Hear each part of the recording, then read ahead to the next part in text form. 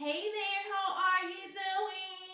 If this is your first time seeing me, my name is Miss Yude, the CEO, author, and founder of All Martha's Writers LLC self-publishing company. This is some of our books. This is some of my books. I have written 13 books so far.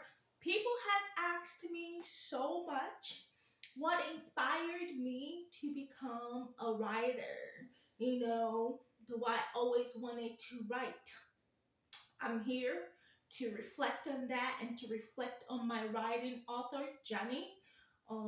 Since this is winding and counting down to the ending of the year, so let me jump right into the story of my life on how I became an international author.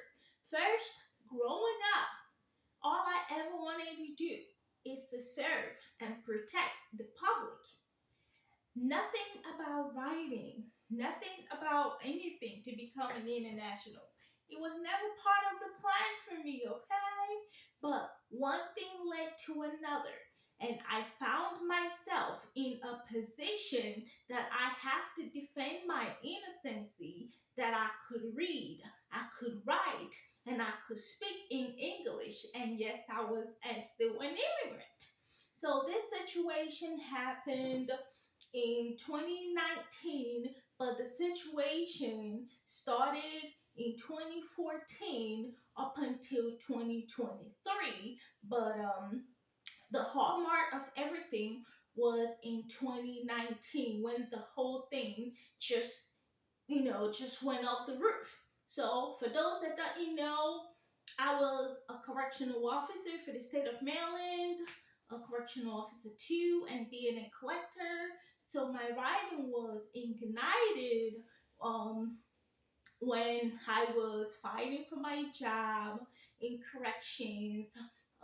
The state medical doctor lied on a medical report saying that I couldn't read, I couldn't write, I couldn't speak English because I was an immigrant, and instructed the department to fire me as a ground that I couldn't read, I couldn't write, I couldn't speak English.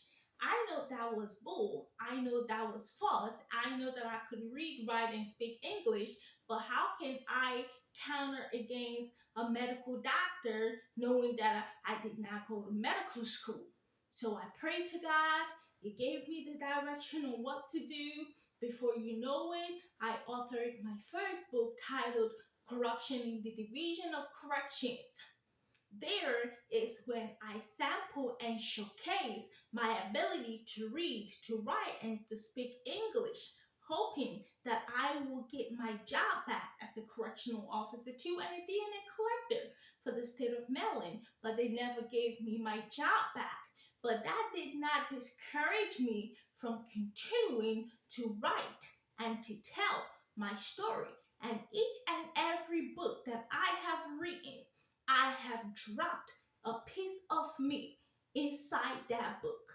The trauma, the disappointment, the lack of opportunity, the abuse, the dehumanization, the lies, the blackmails, the flame up that I was framed inside the department, I left it inside each and every one of my books. So that's how I became a writer, to prove my innocence, to prove to a doctor and the department that yes, I am an immigrant, but I could read, I could write, and I could speak in English.